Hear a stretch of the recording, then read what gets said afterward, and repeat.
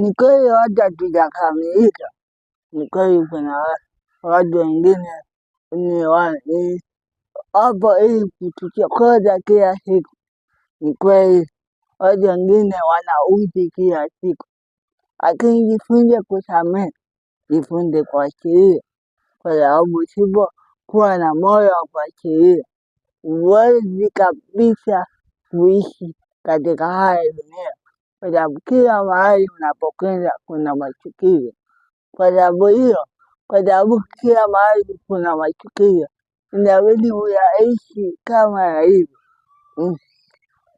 Mungu anatuambia tusamehe mara 7 mara 70 bila kuchoka, kwa sababu anajua machukizo hayaishi katika haya dunia. Binadamu tuna upungufu mkubwa sana.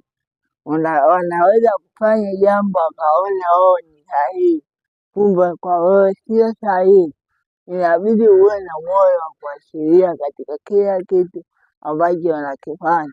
Inabidi uwe na moyo wa kuachilia na kusamehe kila kitu ambacho wao wamekukosea, kwa sababu kila siku watu wanakosea. So kama utakuwa unajaza mambo mengi moyoni, huwezi ishi na utafanya maamuzi magumu ambapo suluhisho yake ni kusamehe tu na kuachilia.